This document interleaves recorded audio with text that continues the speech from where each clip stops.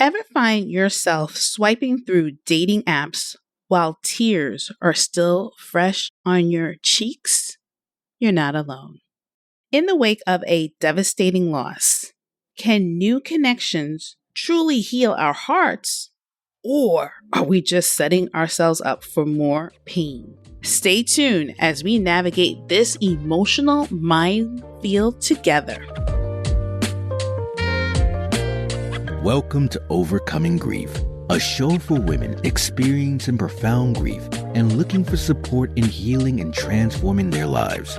If you are ready to heal after a loss, create a new self-identity, take responsibility to do the hard things, and get massive results in your life, this show is for you. Now, here's your host, Master Grief and Life Coach, Sandy Linda. Hello, creative humans.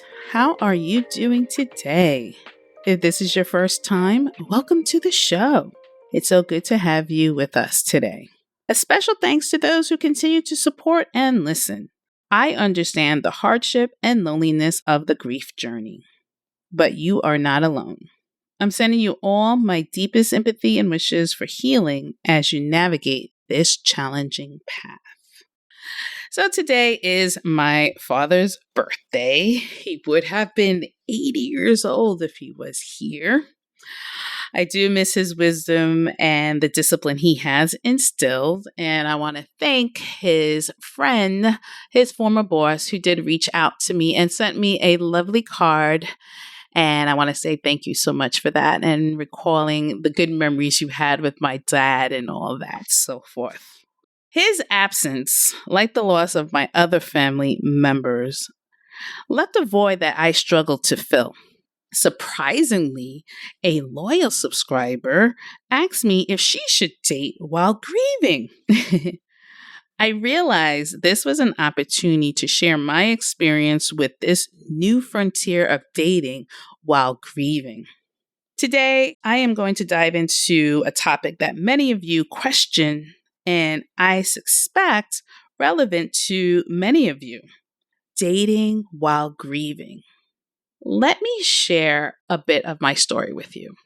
After my dad passed, being the last of my immediate family to go, I dealt with overwhelming loneliness.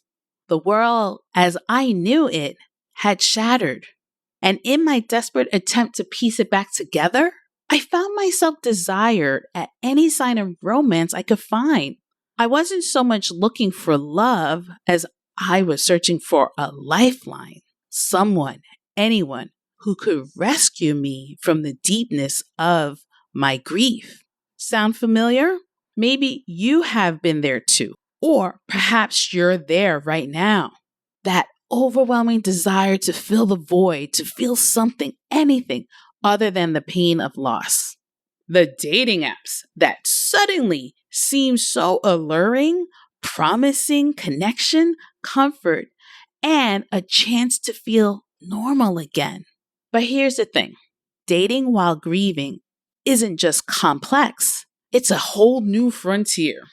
It's like trying to navigate a foreign land without a map where the usual rules don't apply, and your emotions are all over the place. For high performers like us, used to excelling in every aspect of life, this new reality can be challenging. In today's episode, I'm going to explore this land together with you. I will talk about why the combination of grief and dating can be so complicated, especially for those who've lost a parent or a loved one.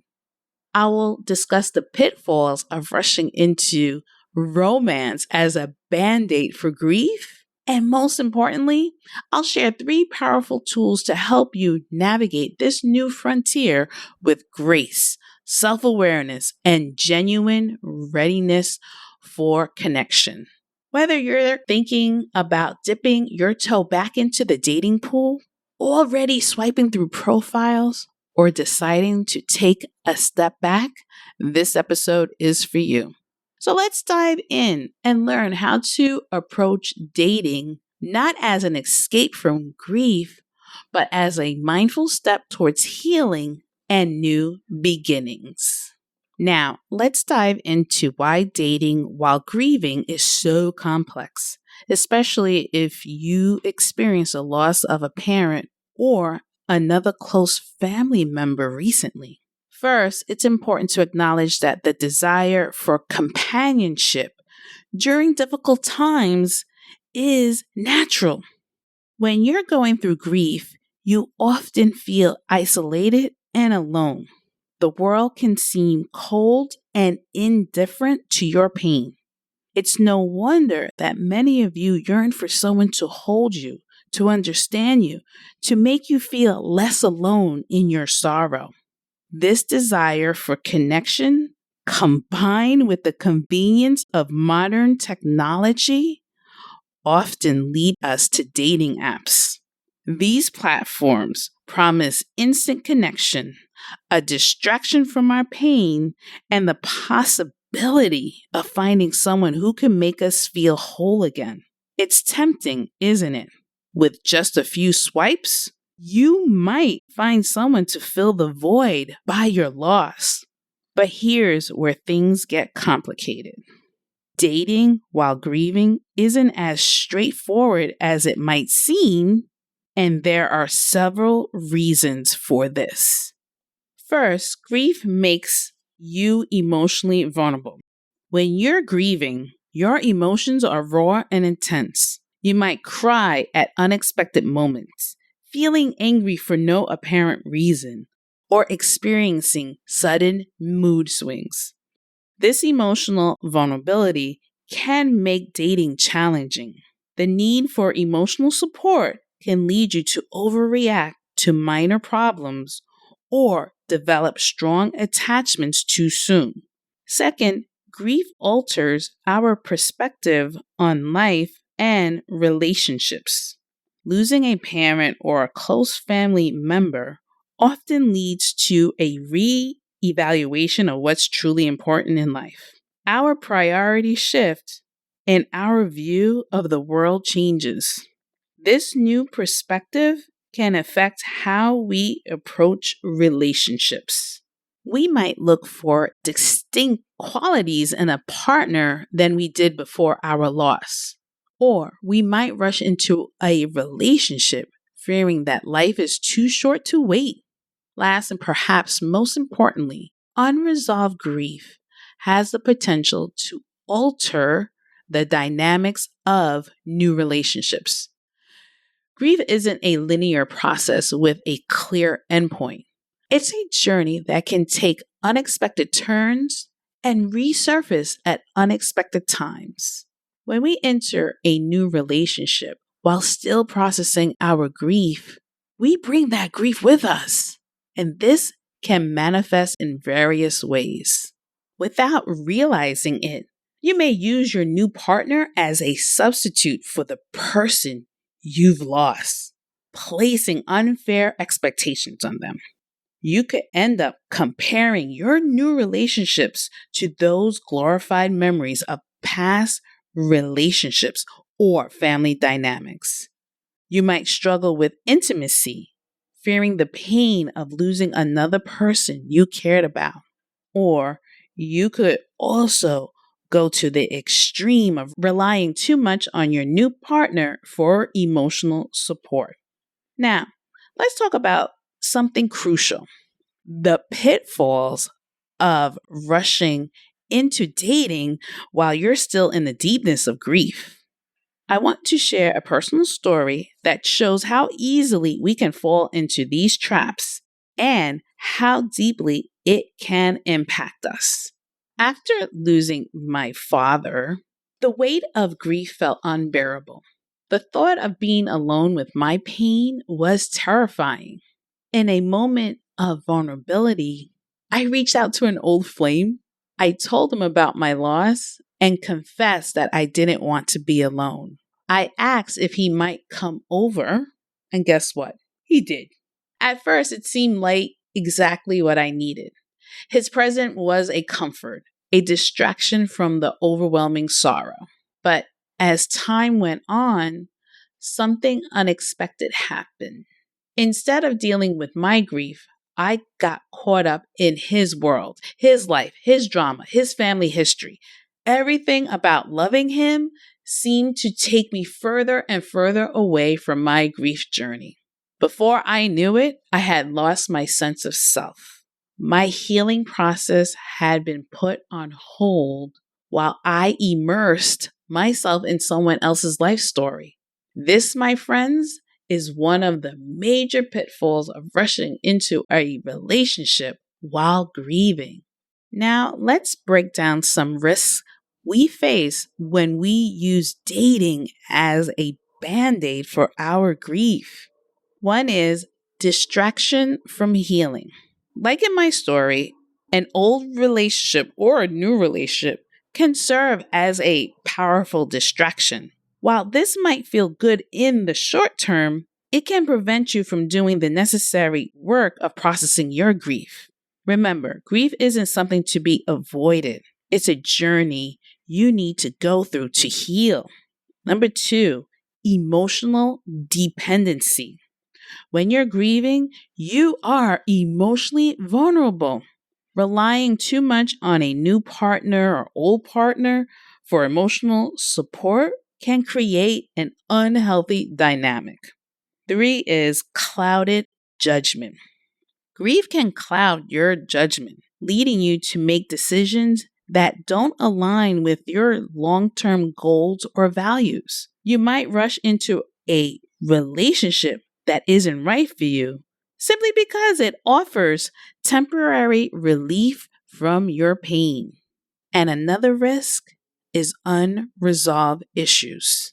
If you don't take the time to work through your grief, those unresolved emotions can surface later, potentially sabotaging your new relationships or causing additional emotional turmoil.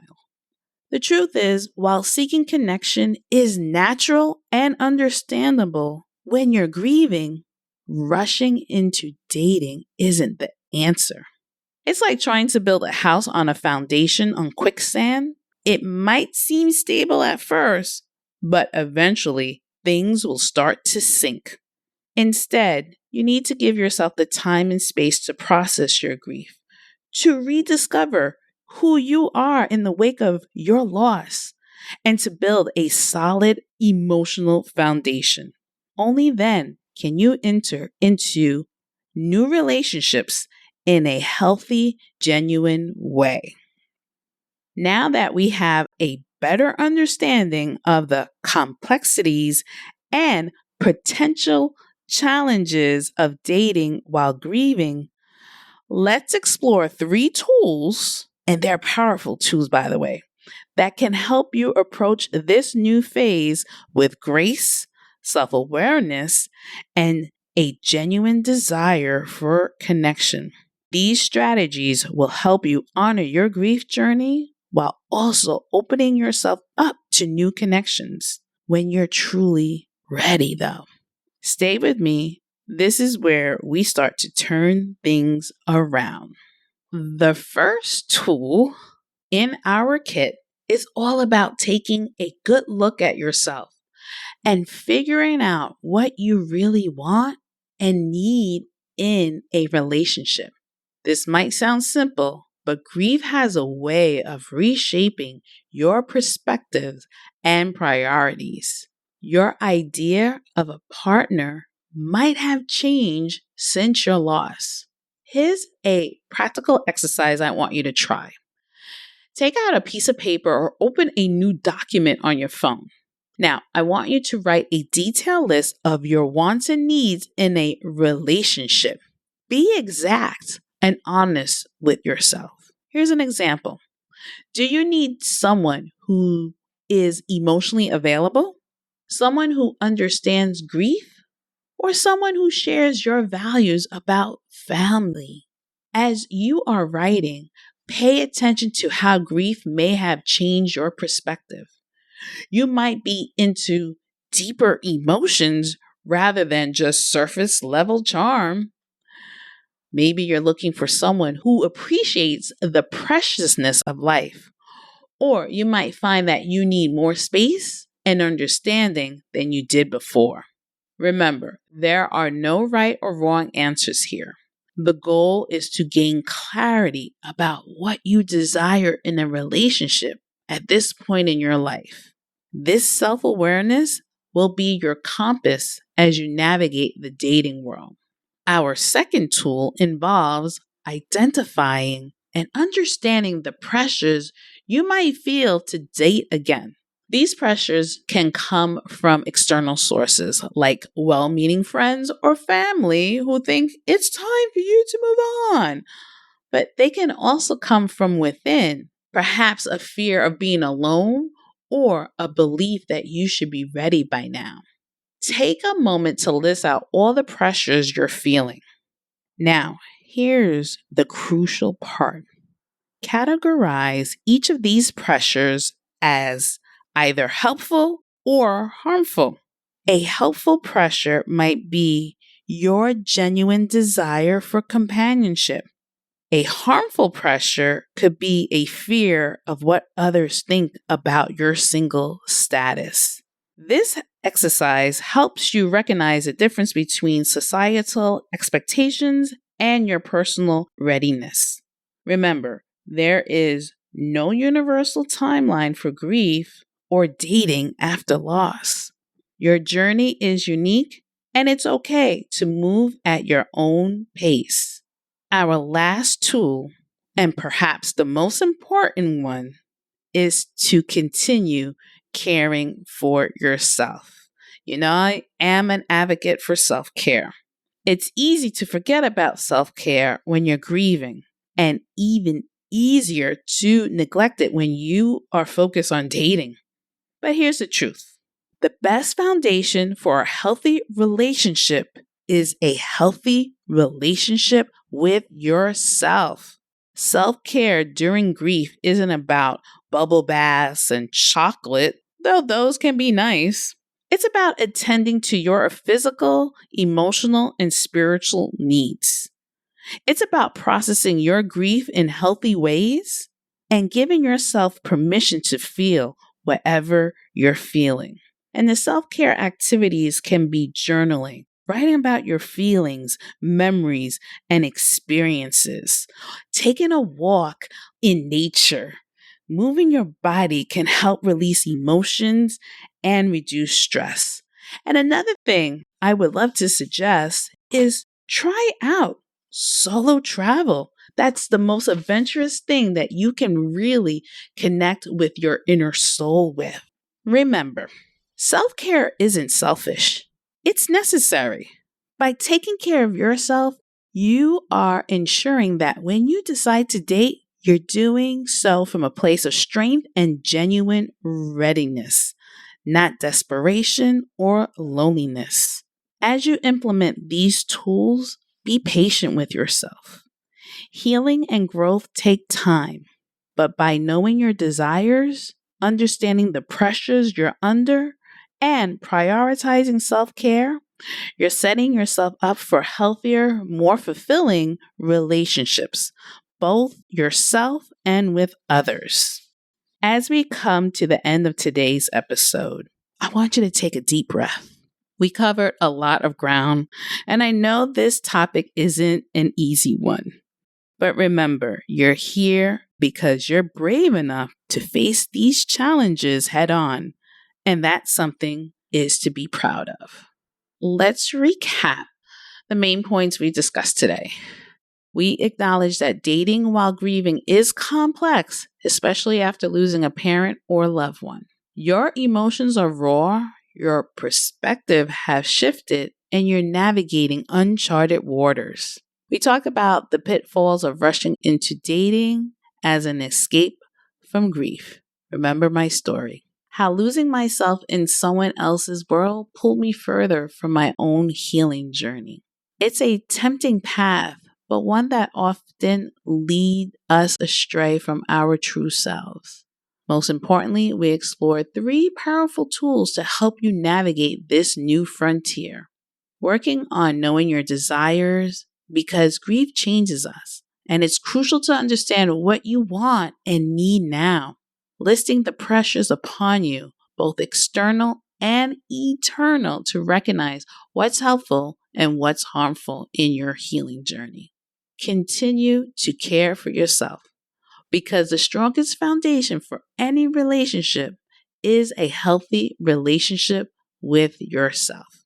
Now, here's my call to action for you. I want you to commit using any of these tools, not just thinking about them, but putting them into practice. Start with one this week. Maybe it's sitting down and writing that list of desire, or perhaps it's identifying one self-care activity you can incorporate into your daily routine. But here's the most important part. I want you to really hear this. It's okay to take your time. Healing isn't a race, and there's no prize for getting back into dating the fastest. Be patient with yourself. Your grief, your healing, your journey, they are uniquely yours. Honor that. You already shown incredible strength by facing your grief and considering how to move forward. That strength will serve you well as you continue on this journey. If today's discussion helped you or gave you any insight, please share this episode with someone you know who might go through something similar. Each share brings support and understanding to our listener community. Thank you for joining me on this remarkable journey of healing and growth as we make changes and overcome grief together. Until next time, remember to grieve with grace, nurture your inner strength, and lead with courageous heart. Take care of yourself and keep making gradual progress. Bye, everyone. Thanks for listening to today's episode of Overcoming Grief. If you're ready to move into a new, rewarding life experience and want more information about how to work with Sandy, visit www.sandylinda.com.